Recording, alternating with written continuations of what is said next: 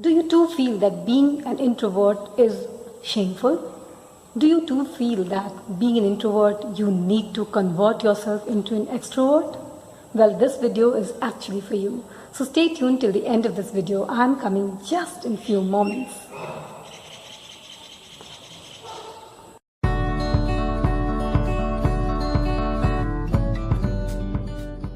Well, this is Yamini and you're watching me on Shine with Yamini. If you haven't subscribed to my channel, please do press the subscribe button. Subscribe to my channel. You'll get very useful information and a lot of things to learn here. If you have subscribed to my channel, then please press the bell icon there and then you'll get the notifications about my new videos, or else you might miss them. Please press the like button if you like it. If you aren't liking it and if you haven't liked watching my video, you are free enough to press the unlike button too. And please drop in your feedbacks and your comments so that I can go for more improvements, and I definitely am looking forward towards improvements. Friends, before starting with the video, let me tell you that I am available on Instagram. You can DM me about any important query or any suggestion. I will definitely respond to your sensible queries, but I do not give responses to any query which is not sensible. That will go unnoticed and unread. So make sure what you are putting there, what you are dropping there. Well, going back to this content, I have brought this content because I have met many people. I've come across many of my students and many people around me who keep telling me that they are introvert by nature and that is why they are unable to speak up in public. Well, being an introvert is absolutely normal, and there are certain qualities an introvert has. Quality number one, an introvert usually talks softly and not that loudly. But friends, being loud is not confidence. Yes, sometimes you need to speak loudly because then you are in public, but mostly in public speaking we are given mics. So if you are not given mic, you will have to raise your voice or volume to a certain level so that you are audible to the public, or else there's no harm in speaking softly. That adds to your personality, that gives a gentle air to your personality, and that gives a lot of royal thing to your personality. So be proud of being an introvert. Just because you don't speak loudly like others isn't that you aren't confident. Moving on to the second thing.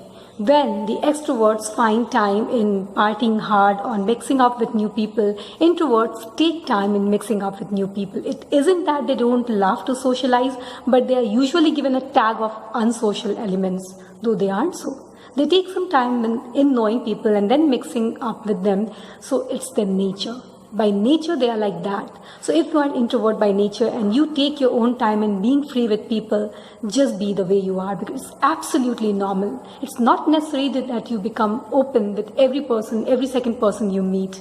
So it's the quality of an extrovert. They are too vocal, they are too expressive, and they go in their own way, and that is also something very natural. Coming on to the third topic, the introverts connect with themselves properly, and that is a great thing, you know. This is why we all are meditating in today's era. We are looking for quiet places where we can connect with ourselves, but to introverts it comes effortlessly. So if you are an introvert and you can connect with yourself, you are a great person.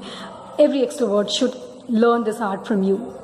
Number 4, introverts love solitary moments. They love their solitude.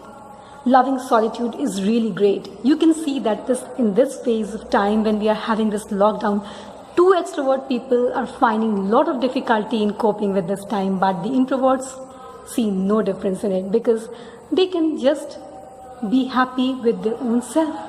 So this is the art of finding your own self in solitary moments or in solitude.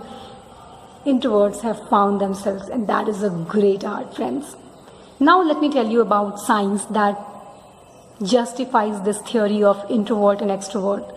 So find out what you are. If you are an introvert or an extrovert, or you are in between.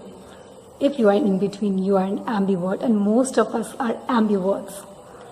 So friends, let me tell you what science says. Science says a great deal about it. There are 2 hormones produced in our brains. One is dopamine and the other one is acetylcholine.